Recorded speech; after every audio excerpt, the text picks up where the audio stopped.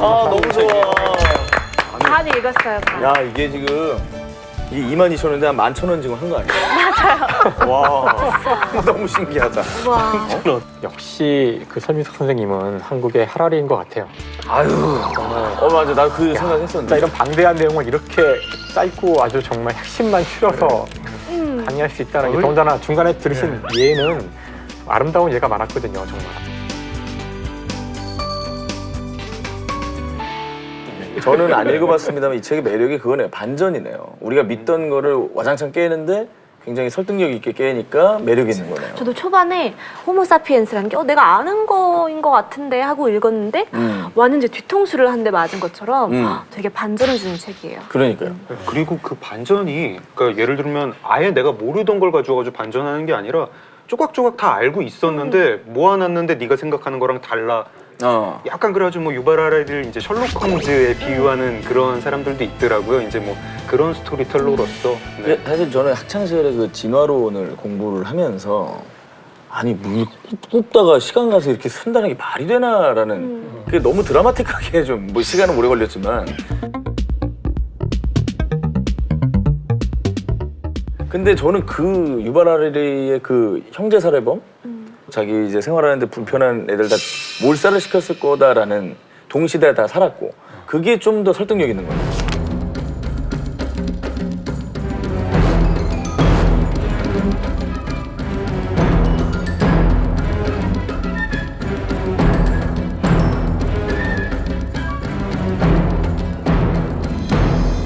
우리는 이제 진화 과정을 통해서 완성된 것 같은데 사실은 한 대여섯 종류의 유인원이 동시에 살고 있었다 이런 얘기는 거기서부터 이제 오 하면서 그러니까 이 사피엔스가 그래서 제목이 사피엔스구나 왜 인류라는 말을 안 썼는지 그때 있는 6종의 유인원들을 다 인류라고 부르겠고 그 중에 남아있는 지금 우리를 사피엔스라고 부르겠다 딱 하는 순간 이게 우리를 갑자기 실험실에 있는 어떤 대상으로 보게 하는 객관화시키는 그런 힘은 분명히 있었던 것 같아요. 근데 사실 그 표현이 좀 약간 선정적이잖아요. 그러니까 그 형제 살해범. 저같이 이제 과학자 입장에서 보면 그건 그냥 자연 선택이라고 볼 수도 있어요. 그렇죠. 무슨 뜻이냐면은 자연 선택이라 그러면 보통 우리가 주변의 어떤 환경에 대해서 가장 잘 적응한 개체가 살아남는다 이런 식으로 이해를 하고 있는데.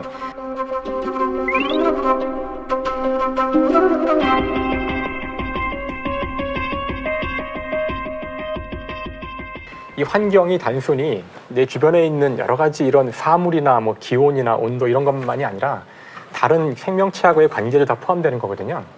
제가 호모사피엔스의 한 개체라면 네안데르탈인은 호랑이나 뭐 코뿔소랑 다를 바 없어요. 나랑 종이 다른 전혀 다른 생김새를 갖는 어떤 생명체인데 놔두면 나한테 위협이 되는 거잖아요.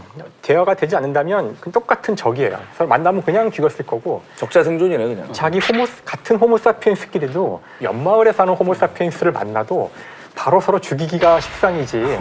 물론 시간이 지나서 협력했다 그러지만 처음에는 아마도 그 모든 것들이 다 적이었을 거기 때문에 오히려 형제 살해라기보다는 그러니까 재건축 철거민과 새 아파트 입주민 같은 관계. 그러니까 둘이 싸운 게 아니라 그리고 우리 때문에 죽은 것도 맞는데 그냥 같은 땅에서 같은 사냥감 놓고 경쟁을 하는데 이쪽이 훨씬 잘하니까 저쪽이 도태가 돼가지고 이제 철거당한 것 같은 그런 느낌이고 그러니까 약간 뉘앙스는 다른 거죠. 우리 때문에 죽긴 했는데 우리가 죽였다고 하기에는 조금 그래서 소설이고 이걸 이제 소설을 드라마화한다면 요즘 인기 있는 드라마 몇 가지 요소들이 다 들어가 있죠. 1. 출생의 비밀 2. 음모 3. 뭐 살인 뭐 등등등 거기에 있다 보니 드라마로 보면 요즘 인기 있는 드라마들의 요소들이 다 있는 그러니까 흥미진진하게. 전 이거 사피엔스를 읽었을 때 형제 살해범보다도 사실 제가 맨 노트 앞에 적어놓은 게 그 생태계 연쇄살인범이란 단어가 저한테는 되게 좀 크게 와닿아가지고 적어놨던 건데 저는 이 책을 읽고 되게 죄책감이 크게 느껴졌어요. 사실 동물적인 분야도 그렇고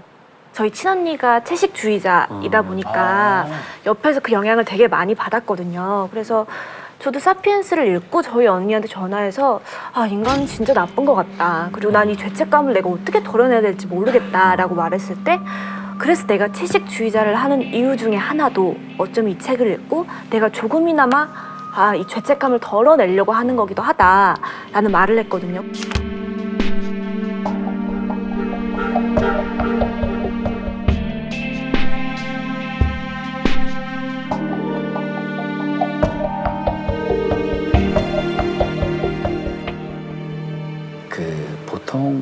지구상에 있는 다른 종들은요 먹기 위해서 다른 생명종을 죽여요. 근데 인간은 그걸 이제 넘어서거든요. 근데 제가 지금 그림을 이렇게 좀 보여드리고 싶은 게 요 그림 많이 보셨을 거예요. 이 아이는 그 태어나자마자 저 안에 갇혀요. 근데 몸을 돌릴 수도 없는 공간이에요. 저기서 먹기만 합니다. 왜냐면 마블링을 키워야 되거든요. 지방이 껴야 연하니까.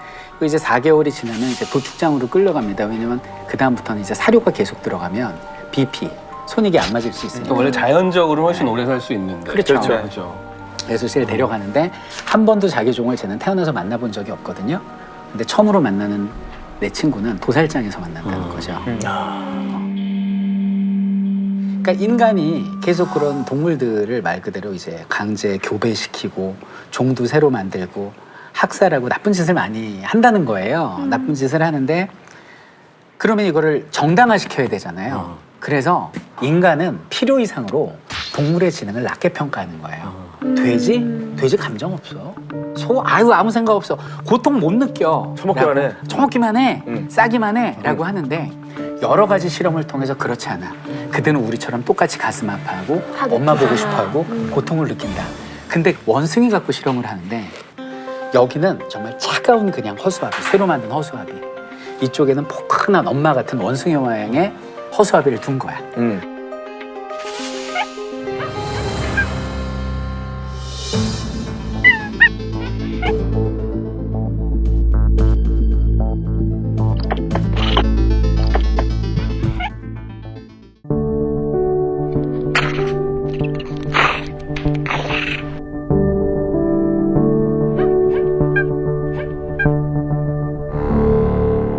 동물이 어떻다, 동물이 행복하다, 동물이 불행하다고 얘기할 때 너무 인간의 시각으로 이 문제를 본다는 생각은 많이 제가 해봐요. 우리가 한 번이라도 제대로 돼지나 강아지한테 물어본 적이 없잖아요. 물론 소통이 안 되기 때문에 그런 건데 지금은 이게 동물이지만 과거로 거슬러 가면 한때는 그러니까 흑인이 노예의 처지에 있었을 때에는 흑인도 우리 백인과 같이 감정을 가지고 있을까? 이런 질문들을 한 적이 있어요, 인간이. 예전에 그런 질문을 한 적이 있었어요. 그 이전은 우리가 포유류들이 많은 경우에 우리와 같은 감정을 갖고 있다는 걸 알기 때문에 함부로 이제 막 그 학대하거나 하면 안 된다는 사실을 이제 알잖아요. 근데 뭐 안타까운지는 모르지만 어류 같은 경우는 여전히 우리가 그 통증을 느끼지 않는다고 오랫동안 믿어왔어요. 그래서 그 산채로 회를 먹을 때도 앞에 이제 펄떡거리는 채로 먹는 경우들이 있는데 그런 것이 가능한 이유는 우리가 통증을 느끼지 않는다고 믿기 때문에 그런데 아니에요? 지난 20-30년 동안의 새로운 그 연구 결과들에 따르면 이제 우리가 알고 있는 포유류와는 다른 종류의 어떤 생화학적 기작을 통해서 그들만의 통증을 느낀다는 보고들이 자꾸 나오고 있어서 결국은 이 문제는 궁극적으로 우리가 그 과학이 발전하면은 인공지능이 인간의 언어만 배울 게 아니라 동물하고 언어도 배울 수 있지 않을까요? 그래서 언젠가는 그들의 이야기를 우리가 좀 들을 수 있다면 좀 더 그들의 행복에 기여할 수 있지 않을까. 근데 저는 이제 얘기를 하고 싶은 게 지금 동물권 제가 반대하는 거 아닙니다. 저도 동물 되게 좋아하는 사람이고 그리고 진짜 강아지처럼 생기셨어요. 진짜 애견 카페 다니는 줄 알았어. 시추 이건 뭐지? 근데 약간 다른 생각도 해봐요. 예를 들어서 그럼 그 생선이 도마 위에서 칼로 잘릴 때 아프겠죠. 근데 이 생선이 바다에서 그냥 상어한테 잡아먹힐 때도 아플 거거든요. 근데 우리는 그 동물의 고통에 대해서 어디까지 우리가 책임을 져야 되는지 잘 모르겠고, 그렇죠? 그러니까 인간이 유발한 고통만 책임을 져야 되는 것인가, 아니면 동물 전체의 고통을 다 책임져야 되는가 생각을 해보면은 걔들 어차피 야생에서 산채로 뜯어 먹히는 애들이에요. 이게 또 새롭네 또. 결국 우리의 윤리는 인간한테만 책임을 지면 되는 거 아니냐. 다른 종의 고통까지 왜 우리가 책임을 져야 되냐 이런 것도 생각을 해볼 수 있고. 근데 저 사람 입장으로 그렇게 가자면 제가 여기서 전현무씨를 뜯어 먹어도 제가 배가 고프면 괜찮은 거예요. 그러니까 그러지 않아야 되는 절대적인 근거는 없어요. 유발 하나리도. 근데 저는 믿고 있어요. 제가 지금 여기서 전현무씨 뜯어 먹으면 안 된다는. 그러니까 그게 천만 다행이다. 그러니까 그걸 철저하게 믿고 있어요. 심지어 때려도 안 되고 욕해도 안 된다고 저는 믿고 있어요. 그러면 이것을 인간에게만 국한된 걸로 믿고 있기엔 슬금슬금 상상력이 더 발동하여 자 그렇다면 소는 돼지는 이렇게 나아간다는 거죠. 예를 들면 저는 그 언니처럼 채식주의자는 못 될 것 같은데 그냥 막 아무 생각 없이 그냥 어떻게 잡아도 좋다 그러면서 막 먹진 않고 좀 윤리적인 그쵸. 축산업을 좀 지지한다든지 뭐 각자의 선에서 그 질서들을 좀 이렇게 지키는 게 예. 맞다. 뭔가 수립하는 게 아닐까. 아 근데 그 사실 그 뒷담화 얘기가 나와서 이 뒷담화가 어쨌든 뭐 인지혁명의 포인트다 뭐 이런 얘기 하셨는데 요거는 어떻게들 생각하세요? 뒷담화가 의외로 그 저희 의학 검색하는 사이트에도 이제 영어로 가십이라고 치면 이제 인문학 이런 쪽이 아니라 이만큼 쭉 떠요. 왜냐면 어마어마한 사회 현상이거든요. 보통 우리가 얘기할 때 우리가 하는 대화의 3분의 2가 뒷담화, 가십이라는 거예요. 그래서 이제 우리가 보통 뒷담화 하면 많게는 80%. 그래서 뒷담화 하면 우리가 보통 전현무 씨가 없을 때 우리 전현무 씨 얘기를 하는 거죠. 맞아. 유재석 씨보다 훨씬 잘하지 않니? 뭐 이런 거. 맞는 말 아니에요? 그러니까 그래서 뒷담화 하면은 나쁜 이게 것만- 바로 앞담화예요. 없는 얘기를 다 매기는 거, 매기는 거. 계셨군요. 아, 뒷담화의 정의는 나쁜 평이 아니라요. 좋은 뒷담화도 있는 거야. 제3자의 이야기를 그 사람이 없을 때 하는 거를 좀 무조건 나쁘게만 볼 건 아니네요. 그래서 그게 뭐 좋다 나쁘다가 아니라 우리가 많이 한다는 거예요. 많이 하죠. 우리가 칭찬보다 어쨌든 조금 나쁜 뒷담화가 빠른 게 우리 조직이 살려면 제가 충신인 거는 천천히 알아도 돼요. 근데 얘가 역적인 건 빨리 알아야 돼요. 대비라니까. 그래서 그 역적을 빨리 골라내기 위해서도 이게 됐다는 썰이 있고요. 제일 더 중요한 조심하게 거는 된다는 거죠? 뭐이 책에 나오는 거지만 사회적 관계를 형성하는 데 있어서 의외로 뒷담화하면 관계가 다 깨질 것 같은데 도움이 됐다는 거죠. 그래서 생물학적 연구 하나는 뒷담화할 때랑 그냥 우리끼리 즐겁게 얘기할 때랑 그냥 업무적인 얘기할 때 옥시토신이라는 물질이 있어요. 이게 대표적으로 유대감을 갖게 해주는 물질인데 뒷담화를 할 때 이게 제일 올랐어요. 그리고 또 하나 호르몬을 뭘 댔냐면 코티졸이라고 스트레스 받을 때 올라가는 호르몬을 했거든요. 그건 3개 다 떨어졌어요. 그러니까 우리가 대화를 하면 스트레스는 전반적으로 줄이지만 유대를 확실히 하는 거는 뒷담화. 남 얘기다. 야 과학적으로 입증이 됐네 이거. 신기하다. 그러면 어때? 일단 가리고 합시다. 근데 그 인간의 본성을 기가 막히게 이용해가지고 그 승리로 이끈 사람이 난 징기스칸인 것 같아. 징기스칸의 승리의 비결 중에 하나가 일단 쳐들어가기 전에 소문부터 내요. 몽골 사람들은 뭐 사람 잡아먹고 뭐 한 번 칼을 들면 수명의 목이 잘려나가고 소문을 딱 내잖아요. 내놓으면 다 알아서들 하는 거야. 야, 그래서 이미 도착했을 때는 공포에 질려가지고 오줌을 지르고 있다는 거죠.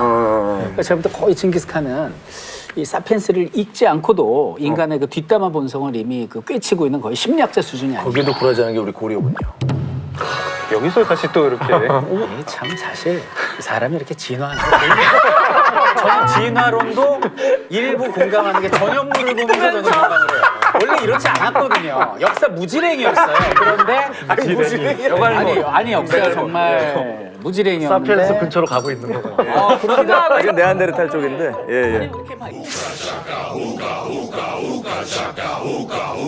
저는 그 뒷담화랑 그런 소문의 본능을 21세기에 제일 그럼 잘 이용하는 사람은 누구냐? 마크 주커버그 같아요. 페이스북이라는 것 자체가 그러네. 뒷담화를 즐기는 본능을 그 하버드의 하버드, 여학생들 네. 얼굴 평가하려는 그렇죠. 얼평하는 요즘 말로 하면 진짜 말도 안 되는 사이트였던 거잖아요. 뒷담화 중에서도 네. 얼평 뒷담화. 그러니까 최악이죠 사실은. 자 이제 뭐 요 책에서 좀 인상적으로 우리에게 와닿는 부분이 농업혁명이 이제 사기였다. 우선 어떻게 보면 이게 결과론적으로 어떻게 크게 보면 다수의 이익이긴 하지만 어떻게 제가 생각해봤을 때 수렵 채집했을 때가 더 행복했을 수도 있겠다라는 생각을 저는 했거든요. 왜냐면 제가 좋아하는 책 구절 중에서도 그 내 우울은 내 지성의 부산물이다라는 구절이 있어요. 알면 아는 게 많아질수록 불행해진다. 더 불행해지고 스트레스가 많아지는 게 아닌가라는 생각이 들면서 이게 농업혁명이 정말 좋은 것만은 아니었구나라는 사실 생각을 했거든요. 그러니까 저 사기라고 이야기할 때 하라리의 주된 이야기 중에 하나가 과거보다 지금이 좀 더 불행해졌다는 이야기거든요. 그 농업혁명 이전이 더 오히려 행복하지 않았을까? 근데 저는 거기에 동의하진 않아요. 이 문제가 사실은 굉장히 그 미묘한 문제라서 인간이 그동안의 기술 발전, 과학 발전, 여러 가지 문명의 발전으로 더 행복해진 건지 안 한 건지에 대해서 사람들이 의견이 갈리거든요. 그것이 우리가 앞으로 계속해서 과학 기술을 발전시킬 건지 이 문제하고도 맞닿아 있어요. 결과적으로 지금 우리는 굉장히 이제 풍요로운, 물론 풍요가 행복인지가 이제 이게 어려운 질문인데 맞아요. 결국은 풍요를 누리게 됐지만 저것을 사기라고 부르는 이유는 이 단계까지 오는 이 중간 과정이 생각보다 어려웠다는 거예요. 그래서 결국은 인류가 그걸 통해서 더 이제 번식하고 번영하여서 그렇죠. 지금까지 왔는데 이 사람 얘기가 사기라는 건 자 그럼 실제로 그런 구절이 있어요. 그때 중국의 6살짜리 소녀의 마음을 생각해봐요. 쫄쫄 굶고 하루 종일 일해서 황제한테 갖다 바치는 그 아이는 아 그래 우리가 이렇게 희생해서 나중에 몇 천 년 후면은 다들 고기 먹을까 말까 걱정하는 풍요로운 사회가 오겠지, 에너지가 넘치는 풍요로운 사회가 오겠지. 그러니까 나는 하나의 미랄이 돼서 이렇게 불행하게 살다 죽을래 이러진 않을 거라는 거죠. 그래서 그 순간에 살고 있던 고통받던 사람들에게는 이것이 사기라는. 그렇죠. 초기에 그 농업혁명이 시작되던 처음에 이제 밀을 뿌리고 할 때 지금 여러 가지 증거들을 보면 초기에 재배되던 밀들은 생산성이 극히 낮았다 그래요. 맛은 본 사람이 없으니 모르겠지만 맛도 없었을 것 같긴 한데, 그러니까 즉 하나의 예를 들어 요 밀 뭐 대가 있다면 거기서 예를 들자면 저도 숫자는 기억이 안 나지만 한 10개, 11알 정도가 나오는 그러니까 볼품 없는 초기에 농작물 재배만 해가지고는 도저히 먹고 살 수가 없었을 거라는 수많은 고고학적 증거들이 있다고 그러더라고요.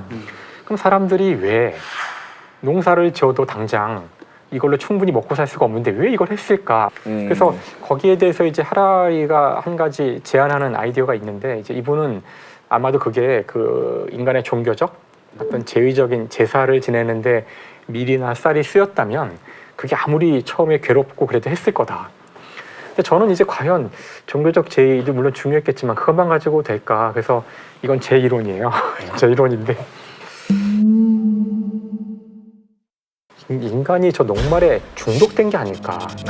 그러니까 저희가 어릴 때 녹말 중독. 제가 탄수화물 중독인데 약간. 저희가 녹말 중독, 녹말 중독. 진짜요? 어릴 때 밥맛에 면. 중독이 되면 평생 끊을 수가 없고 외국 나가서도 계속 밥 먹고 싶어. 맨밥 입에 넣으면 단맛 나잖아요. 그래서 녹말에 아마 중독이 돼서 그다음부터는 정말 조금밖에 안 나오고 이거 가지고 배가 부르지 않음에도 불구하고 그 아침부터 밤까지 노력을 해서 처음에는 그렇게 해서 우리가 여기에 이 식물한테 말린 게 아닐까. 근데 그거는 오, 되게 신선하면서 빡 오는데요. 지금 비만의 50%가 음식 중독이라고 맞아. 할 정도로 내가 좋은 음식을 먹을 때 예를 들어서 행복감? 도파민 같은 물질이 팍 나오는 거 사진 찍은 거랑요, 정말 금지된 코카인 같은 물질 넣었을 때 나오는 거랑 때론 구별이 안 될 정도로 실제로 굉장히 쾌감을 주는. 왜냐면 그래야 생존하니까. 먹는 게 괴로운 일은 왜 먹겠어. 사실 쌀과 밀이 공인된 마약인 거죠. 공인된 마약이다. 저는 여기에 좀 첨언을 하면 유발 하라리가 하나는 알고 둘은 몰랐다. 뭐요? 모든 사회 현상에는 일장일단이라는 게 있습니다. 농업혁명이 사기라고요? 그렇다면 우리가 사자나 호랑이처럼 야생에서 뛰어다니면서 오늘 하루 먹고 내일은 뭘 먹을 수 있을지도 모르는 이 불안감, 그 불안감으로 인한 나의 행복지수 떨어지는 거 어떡할 건데? 내가 녹말 중독으로 몸이 이 모양이 됐지만 내가 내일 밥이 나올 거라는 행복감으로 내가 살고 있는 거 아닙니까? 그걸 왜 모르고 왜 사기라고 그러는 거예요? 이 얘기를 정리하면 인류사의 3대 혁명이 하라리 관점에서 보면 다 사기성이 있어요. 이 농업혁명이 시작될 때 이제 농사가 시작되면 우리는 풍족한 식량과 많은 여가 시간을 가질 거야라고 믿음 때문에 시작했을 것 같아. 저도 재앙을 줄 거라고 생각하면 안 했겠죠. 좀 나아지겠지. 예, 근데 실제로 우리 여가 시간을 뺏었고 노동은 몇 배로 늘었어요. 저 공감해요. 그리고 이제 산업혁명이 벌어집니다. 처음에 뭐라 그랬어요? 이제 우리는 노동에서 해방된다고 그랬어요. 이거 사람들 실업자 만들어버리고 우리 저 산업화 시대의 전태일 노동자가 박정희 대통령한테 쓴 편지 보면 하루에 18시간 일한다고 돼 있어요. 그거 사기잖아요. 그리고 이제 정보의 혁명이 일어나죠. 옛날에 편지 쓰고 주고받는데 한 달 걸렸는데 지금 이메일 1분이면 지구 반대편에 보내잖아. 그럼 그만큼 여가 시간이 들었을까? 매일 이메일 보내고 매일 이거 한단 말이에요. 그러니까 이 모든 혁명들은 다가올 때는 우리에게 신세계를 보여줄 것처럼 노동을 줄여주고 여가 시간을 늘려줄 것처럼 다가오지만 실제 그렇지 않은 부작용들이 너무나 거짓말처럼 똑같이 벌어졌기 때문에 이제 우리가 맞이할 4차 산업혁명의 시대도 과연 우리를 행복으로 이끄는 천국의 문이냐 아니면 더욱더 사람을 힘들게 만드는 지옥이 있느냐. 그게 이제 이 책에서 이야기하는 부분인 거죠. 근데 역사를 보면 언제나 이제 새로운 기술 자체가 바로 행복을 가져온 적은 없었거든요.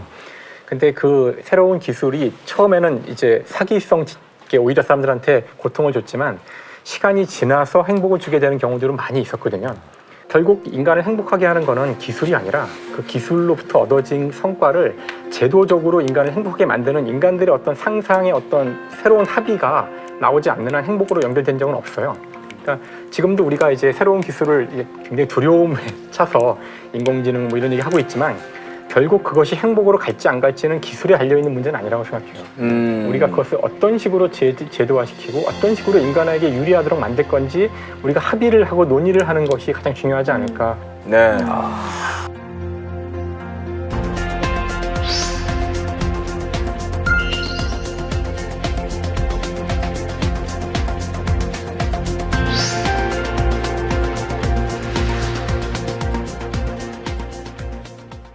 동의하든 동의하지 않든 한 번쯤 그럼요. 읽어볼 필요가 있다. 근데 그 상상의 질서라는 개념이 참 와닿기도 하고 흥미로운데 뭐 돈, 뭐 제국, 종교까지 이렇게 상상의 질서로 이제 사회를 지탱했다는 얘기인데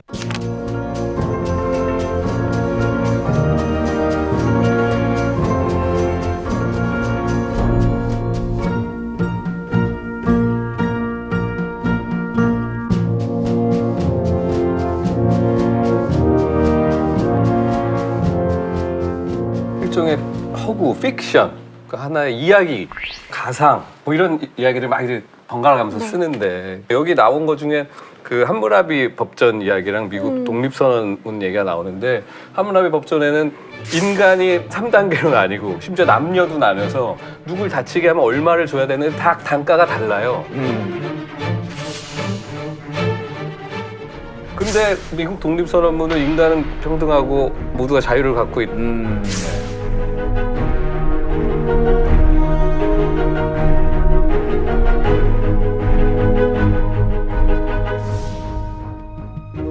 우린 이걸 찰석같이 믿고 있는데 하나의 얘기는 이 얘기나 과학적인 근거는 없다는 거죠. 그래서 갑자기 엄청난 혼란에 빠지면서 야 그럼 막 살아도 되는 건가?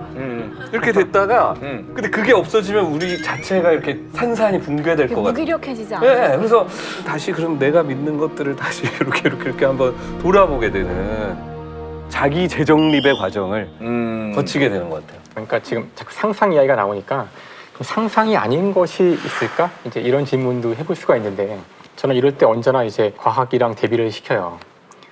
그러니까 이 세상에는 그냥 사실인 것들이 있다고 저는 생각해요. 그냥 사실, 팩트. 예를 들어서 태양 주위를 지구가 이렇게 돌거든요. 자전을 365번 하는 동안 한 바퀴를 돈다. 공전을 한다고 우리 모두 그렇게 배웠잖아요. 이 사실이 기분 나쁘세요? 365번이지. 기분 좋고 나쁠 일이 아닌 것 같아요. 이거는 사실? 정의롭지 않은 건가? 사실 그냥 사실 팩트죠, 그냥 팩트잖아요. 가치를 매길 수 없는. 하지만 한 400년 전으로 돌아가면 그건 이제 기분 나쁜 정도가 아니라 그냥 불태워서 죽여야 돼요. 그런 말 하는 사람들은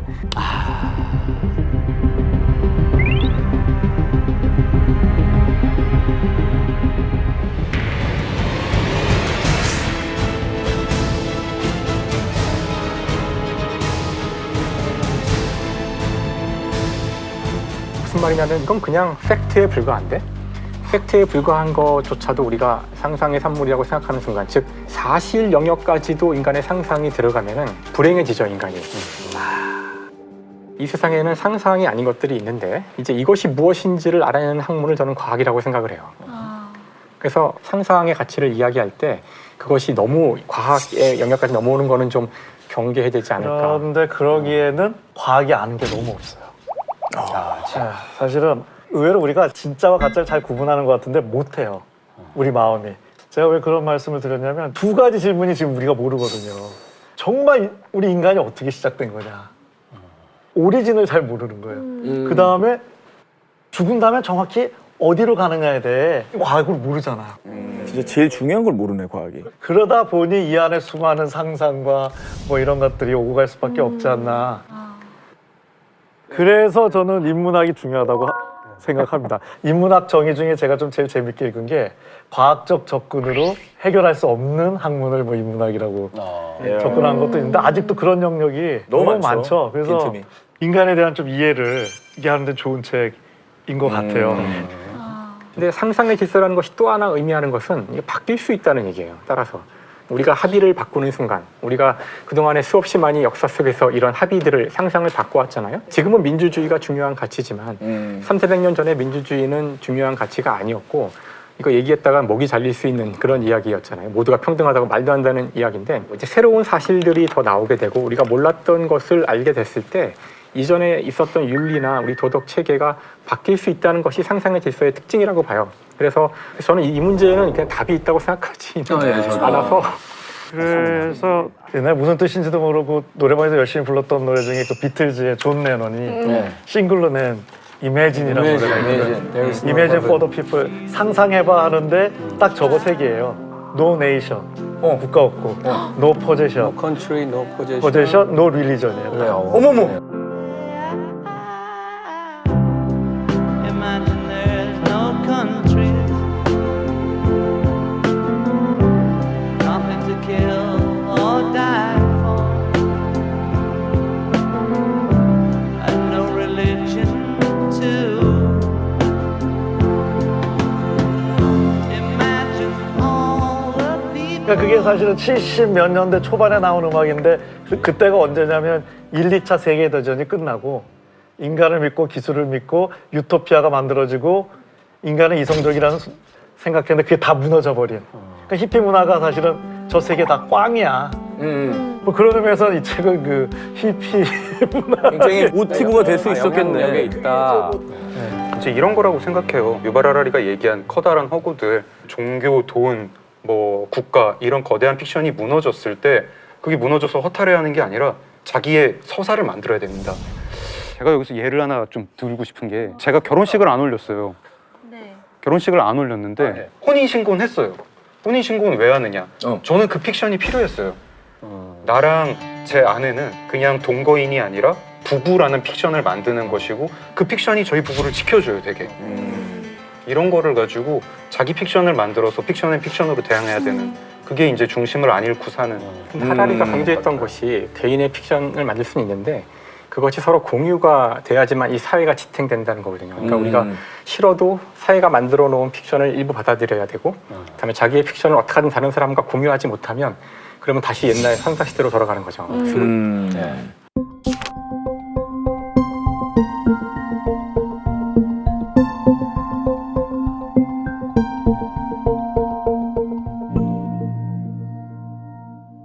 물리학자들이 보기에 세상에 절대 가치가 하나 있어요. 뭔가요? 뭐예요? 바로 시간이에요. 시간은 누구에게나 똑같이 흘러가거든요. 그렇기 때문에 사실 시간으로 우리가 모든 것을 거래하거나 판단을 하는 것이 가장 평등한 거예요. 그래서 지금 우리의 형벌 체계가 일정 기간 동안 감옥에 있도록 하는 건데 그것을 돈으로 이제 할 수도 있었을 텐데 돈으로 하면은 우리가 금방 느낄 수 있지만 평등할 수가 없어요. 뭐 살인죄에 대해서 100억을 내라 그러면 어떤 사람한테는 그 돈을 지불할 수도 없겠지만 어떤 사람한테는 그 돈이 큰 돈이 아닐 수도 있는 거거든요. 하지만 시간은 모두에게 똑같기 때문에 우리가 일정 시간 동안 감옥에 가두는 게 사실은 가장 평등한 그런 형법 그 벌 체계이기도 해요. 그래서 사람이 하고 싶지 않은 일을 하지 않는 것이야말로 정말로 소중한 가치라고 생각해요. 그래서 어리석은 사람이 시간으로 돈을 벌어요. 야, 어리석은 사람이 정리. 자, 어리석은 사람은 시간으로 돈을 벌고 나도 시간으로 들어야겠다. 돈을 벌고. 너무 까먹겠다. 현명한 사람은 네, 돈으로 시간을 삽니다. 시간이 평등하다 하셨는데 그래서 SF 중에 제가 인상적으로 봤던 것이 이제 모두가 시간이 앞으로 살 수 있는 수명? 시간하고 좀 다른 개념이지만 맞아요. 인타임 맞죠? 인타임 맞죠? 맞아. 부자한테 자기 시간을 팔아요. 이제 자기도 먹고 살아야 되니까. 그럼 이제 자기가 더 일찍 죽는 거야. 그리고 부자들은 막 여기저기서 그 시간을 사. 안 된다는 보장은 없잖아. 근데 문제가 이제 인간이 영생을 누리게 됐을 때가 문제가 돼요. 영생을 누리가 됐을 때 시간이란 이제 영생은 뭘까? 좀 고민되는 것 같아. 몸뚱아리가 결국 노화되는 거는 막을 수 없으니까 자연 법칙이라 이제 그건 피할 수가 없는데 노화가 일어난 그 신체의 여러 부위들을 새로 이렇게 갈아 끼면 이제 그게 아마 지금 현재 사람들이 생각하는 영생의 개념일 텐데 이제 인간이 그 방향으로 가는 발걸음을 띄우고 있다는 거죠. 그럼 이제 결국 사피엔스는 영생을 원하는 것일까? 모두. 여러분은 영생을 원하시는지.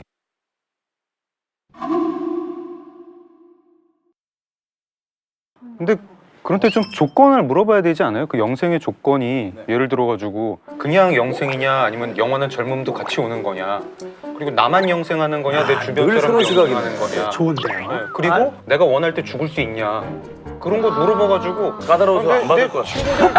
아니, 고객이 저렇게 까다로워. 기본 약관에 있을 내용이야. 기본 이거. 약관에. 이게 나중에 되면 근데 영생이 와도 문제인 게 만약에 이제 가정을 해볼게요. 영생을 할 수 있는 기술이 만들어져서 이제 우리 모두 영생을 누리게 됐어요.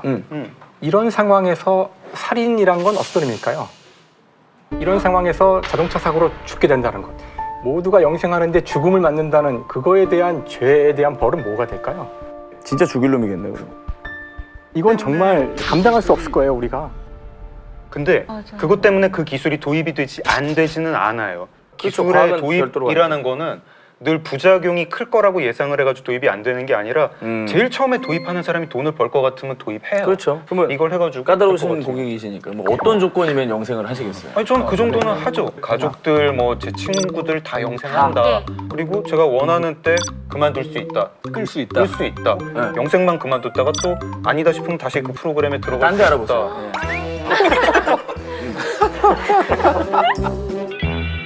자, 사피엔스의 끝에 유발 하라리가 좀 섬뜩한 어떤 질문을 던지는데요. 우리는 어떤 존재가 되고 싶은가가 아니라 우리는 무엇을 원하고 싶은가? 스스로 무엇을 원하는지도 모른 채 불만스러워하며 무책임한 신들. 이보다 더 위험한 존재가 또 있을까?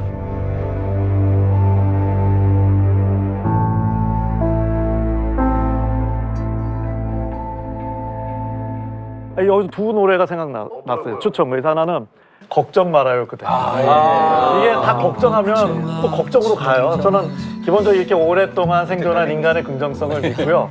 그 다음에 그 하늘을 달리다 라는 노래 있잖아요. 그게 을 향해 뭐 다리가 녹아내릴 때 실제로 다리가 녹아내리면 안 됩니다. 그 관절 녹아내리면 큰일 나고요.